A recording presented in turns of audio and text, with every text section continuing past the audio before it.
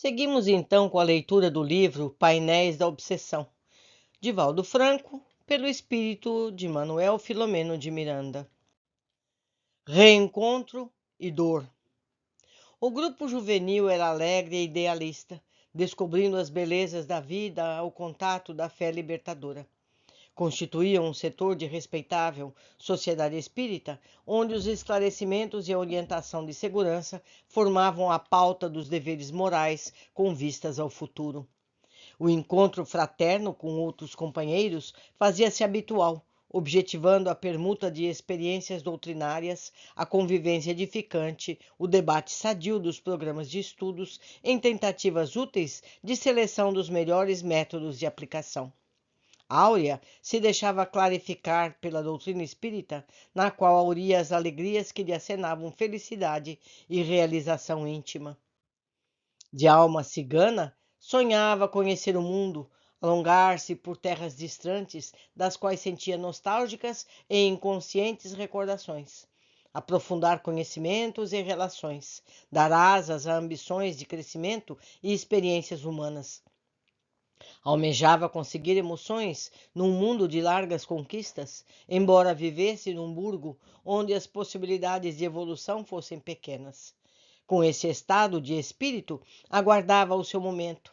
Interiormente sabia que a vida lhe estenderia as mãos amigas, nem sempre ditosas, ao menos em caráter socorrista. Ao encontrar Argos na festa de confraternização juvenil, o impacto foi imediato, levando a reflexões, nas quais buscava identificá-lo nos rascunhos da memória.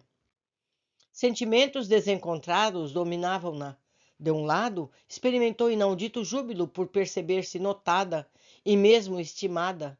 De outra forma, um estranho receio assaltou-a, como se imagens diáfanas que se corporificavam em névoas assomassem ameaçadoras, aterrorizando-a com lembranças que não chegavam a delinear-se claramente num quadro de realidade.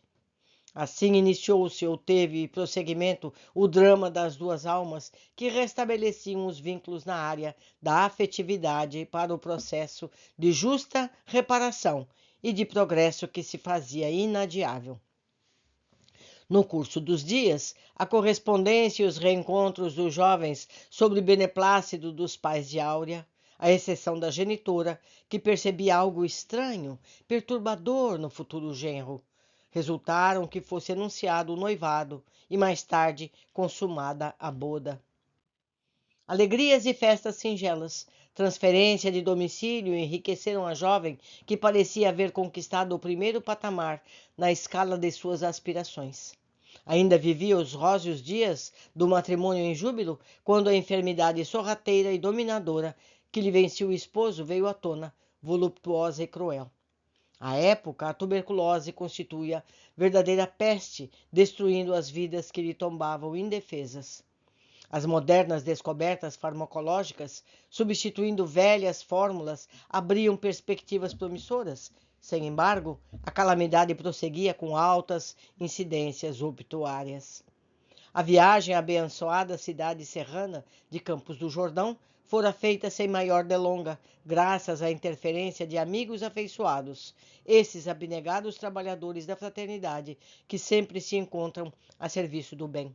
Áurea, jovem e inexperiente, presa a tormentosas incertezas, passou a enfrentar o primeiro grande testemunho que a iria amadurecer para melhor entender a vida, despertando-a para as superiores finalidades da reencarnação.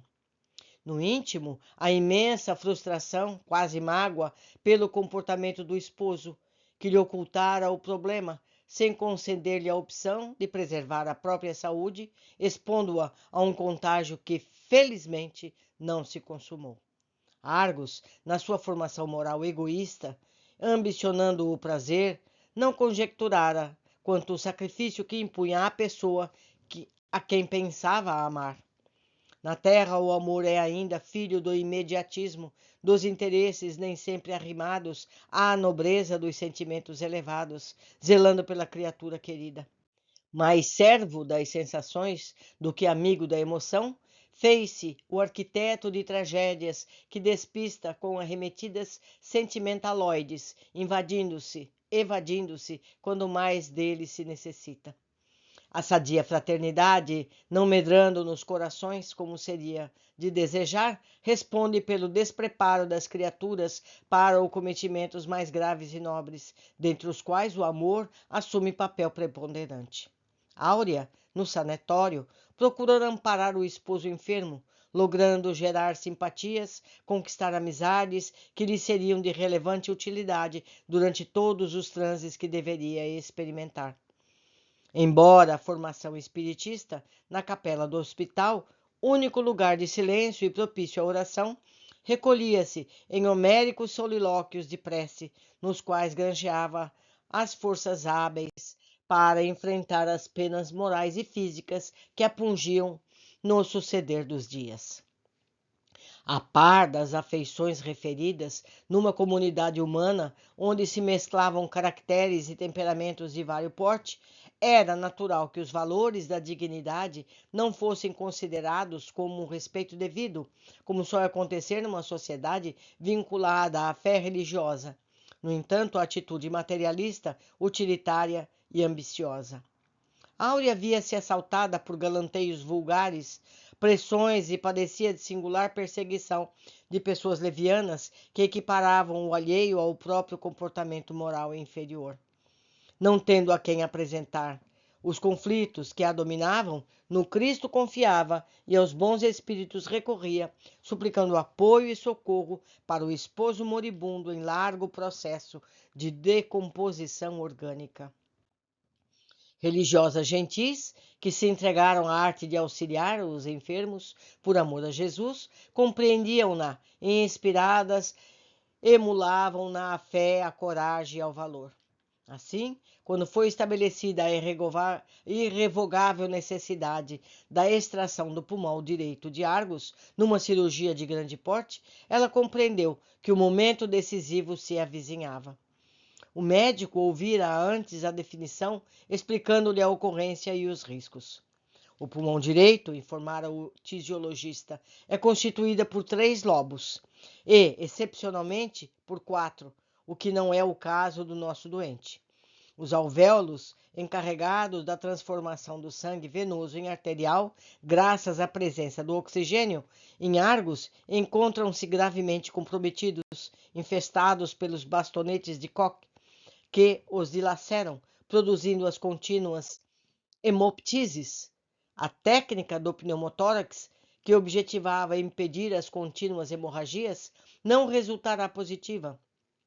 Não resultara, o acento está errado aqui, não resultara positiva, era a razão do avançado estado de desgaste do órgão. Somente a ablação total da câmara pulmonar poderia ensejar um prolongamento da vida física, agravado o problema em razão da bilateralidade da infecção danosa. No lado esquerdo, no entanto, ainda se poderia deter o curso da doença, caso Argos suportasse o tratamento cirúrgico de certa gravidade. Não lhe fora fácil a decisão, naquele momento. O tempo de vida do seu esposo, completara o médico, é mínimo e não há razão para delongar-se a cirurgia. Sob o estigma do pior, Áurea não se conteve e anuiu, informando: que se faça tudo pela vontade de Deus, prorrompendo em soluços e sendo emocionalmente auxiliada por Madre Teresa de Jesus, que acompanhava o diálogo em frente às radiografias de aspecto lamentável. Desse modo, anterior, fora igualmente uma noite de sofrimento e angústia para ela. Argos foi preparado pelo médico, que lhe não forneceu maiores detalhes, perfeitamente dispensáveis, animando-o, no entanto, quanto a possibilidades de restabelecimento. Os 2 destinos enfrentavam o seu momento de dor reparadora e debatiam-se no corpo em luta de superação das vicissitudes. Longa é a noite de espera e sem claridade a vigília de quem aguarda chorando.